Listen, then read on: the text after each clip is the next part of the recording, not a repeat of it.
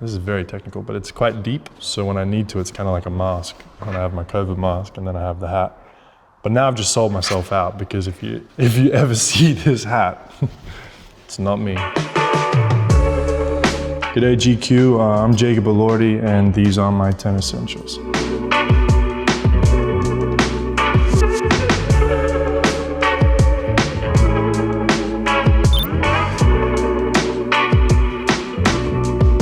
I've had a watch with me, for as long as I can remember, since I was small. But it's not so much sort of like the timekeeping aspect. I like the weight of it and I like the way that it feels. It helps me kind of not feel naked, I suppose. This watch is from TAG, it's the Monaco. I got this just recently in Monaco.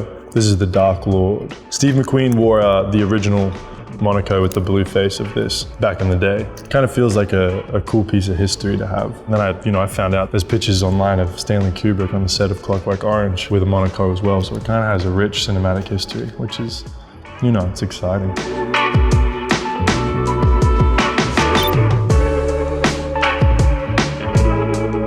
This is a recent essential. A deck of cards is a recent essential to me. I have never understood cards my whole life. I could never learn card games. I didn't have the patience for them. I was reading Val Kilmer's book of poetry. Someone at the start, it might have been Cher.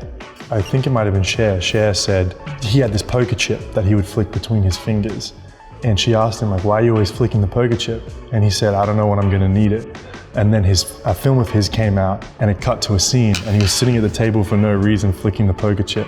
And she was like, and so I was like, you know what? I don't know anything about cards. I don't know how to handle them. I don't know how to shuffle. But I was like, I want to have a poker chip. I want to be able to just pull out something sometime. Whether it's a deck of cards, I don't know. I'll learn a little blackjack. I'll play this game called Slapjack. It's a high stakes game of snap. I don't play for money. I play for the thrill of it.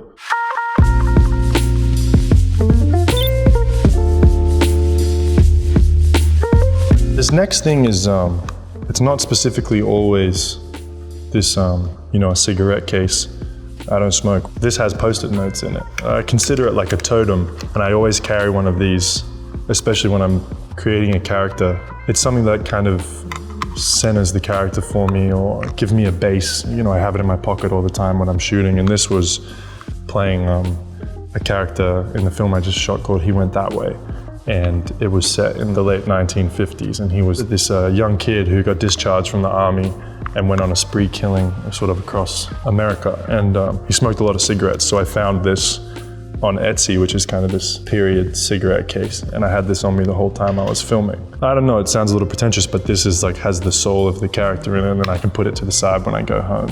The first films I ever made, I had this silver necklace, and the thing is I have to buy it myself, and it's kind of, I wouldn't say OCD because it feels more spiritual than that, but I guess it verges on that kind of idea.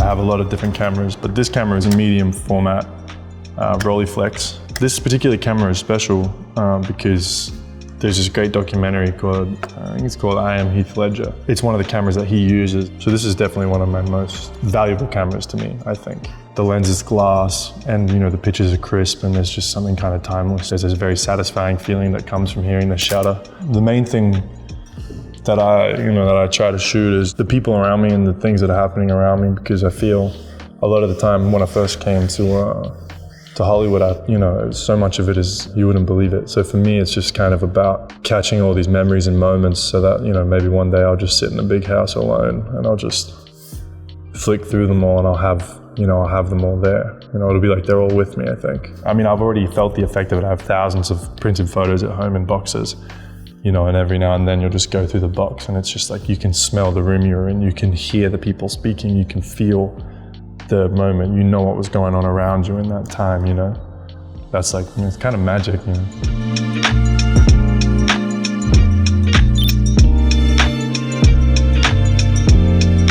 My next essential is fairly simple. It's just a cap, just a black cap. This particular cap is from Left Bank Books, which is a little bookstore in New York. This is very technical, but it's quite deep. So when I need to, it's kind of like a mask. When I have my COVID mask and then I have the hat. But now I've just sold myself out because if you ever see this hat, It's not me. It's somebody else that bought the hat from this tiny little bookstore. You know when superheroes in the superhero films are like being regular people? And it's like Chris Evans in a bomber jacket with like the most standard sunglasses you've ever seen and a black cap.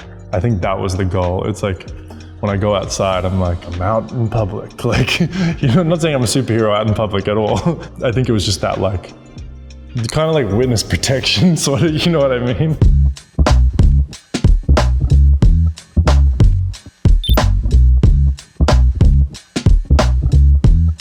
This next item is a tote bag. Somehow, even if they look small, it's kind of like Hermione's bag. You know, in Harry Potter, and she just like pulls a tent out of it, you know? It's kind of like that. You just like keep digging and you will find everything you've ever lost in this bag. I have too many tote bags.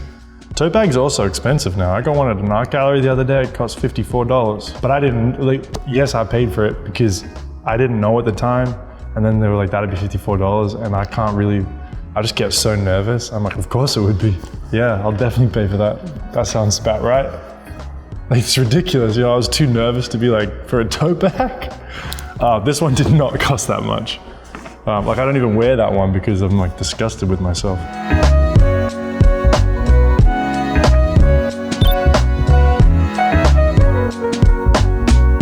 I do always have this with me everywhere I go.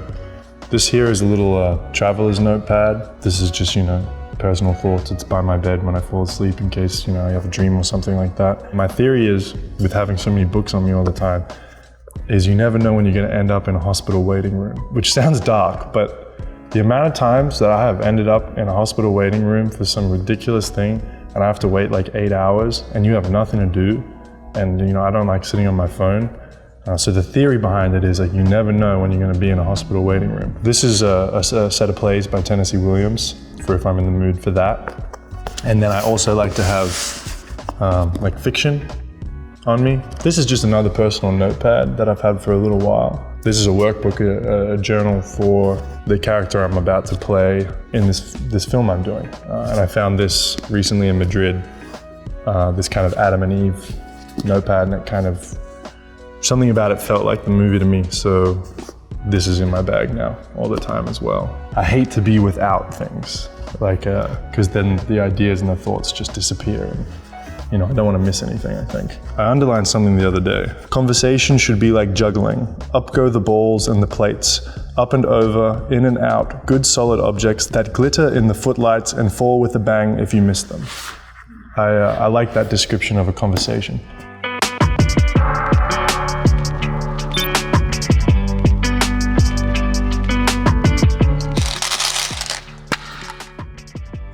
Kind of speaks for itself. It's tasty, keeps your breath fresh, and when I feel uncomfortable in social situations, you know, you look busy if you're chewing. You know, you don't look like you're just standing in space awkwardly. Great social tool. This is the only pack of gum that I can find, but I would say that I'm a 5 gum guy. You know those massive commercials that they used to do? And it's like, this is what chewing 5 gum feels like. This ridiculous like physical experience. That's my gum for sure.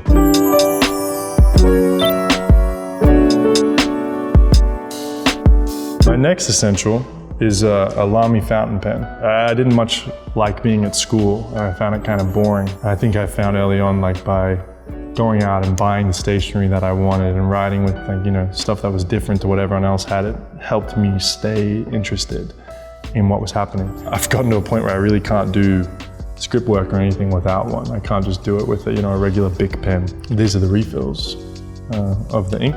And this goes with, this is a script binder that my dear friend just gave me recently.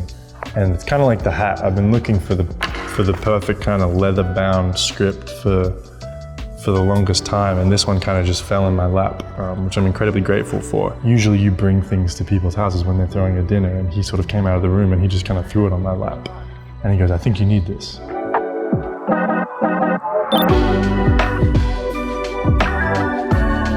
This next essential is a pack of watercolors. I read this book. It was about like this fascist sculptor, but it was illustrated by Dali. And there were these illustrations that had just the most beautiful watercolors in them. And I think I bought this immediately after with the idea that I have no idea how to do watercolors, but in sort of those journals and stuff, if I ever get bored, if I do it for the next, you know, however many years, maybe I'll like have nice paintings. I love the way the colors look when they all start to bleed like this, you know? And it makes me look way more serious than I am when you see this.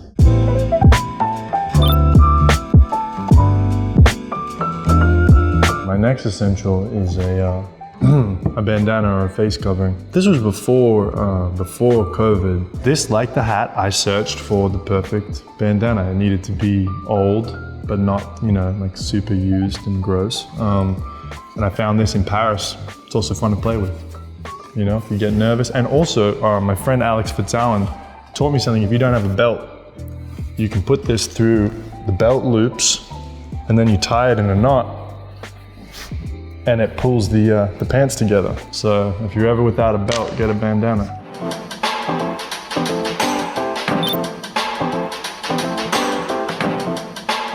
My next essential couldn't be here because she has a very busy schedule, but it's my dog, LAYLA. She's a 1.5-year-old golden retriever. She speaks about 500 words of English. She's a genius. She feels shame.